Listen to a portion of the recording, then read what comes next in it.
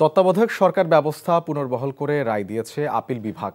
প্রধান বিচারপতি ডক্টর সৈয়দ রেফাত আহমেদের নেতৃত্বাধীন 7 সদস্যের পূর্ণাঙ্গ বেঞ্চ আজ এ রায় দেন। এখন চলছে ব্রিফিং, সরাসরি চলে যাচ্ছে ব্রিফিংয়ে।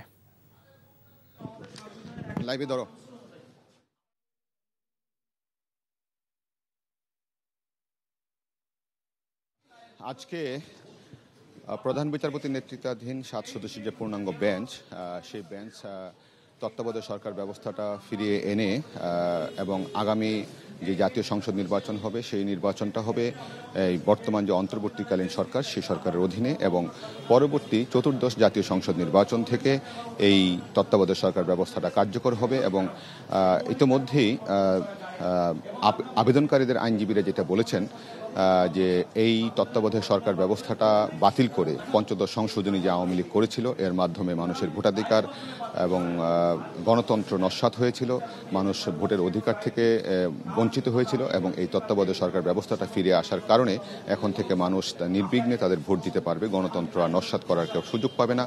এবং তারা বলেছেন যে 1996 সালে এই তত্ত্বাবধায়ক সরকার ব্যবস্থাটা কিন্তু ফিরিয়ে সংবিধানে সংযোজন করেছিলেন বিএনপি সরকার, এবং তার এরপর কিন্তু আপনার 3টি নির্বাচন, জাতীয় সংসদ নির্বাচন আপনার হয়েছিল কিন্তু তত্ত্বাবধায়ক সরকারের অধীনে, এবং সেই নির্বাচনগুলি কিন্তু গ্রহণযোগ্য হয়েছিল। তারপর 2011 সালে একটি রিটের প্রেক্ষিতে, আবেদনের প্রেক্ষিতে আপিল বিভাগের তৎকালীন প্রধান বিচারপতি খায়রুল হকের নেতৃত্বাধীন 7 সদস্যের পূর্ণাঙ্গ বেঞ্চ আপনার এই তত্ত্বাবধায়ক সরকার ব্যবস্থাটি বাতিল করে ত্রয়োদশ সংশোধনীকে অবৈধ ঘোষণা করেছিল মে মাসে 2011 সালের, এবং জুন মাসে কিন্তু আওয়ামী লীগ সরকার সংবিধান সংশোধন করে পঞ্চদশ সংশোধনীর মাধ্যমে এই তত্ত্বাবধায়ক সরকার ব্যবস্থাটাকে বাতিল করেছিল।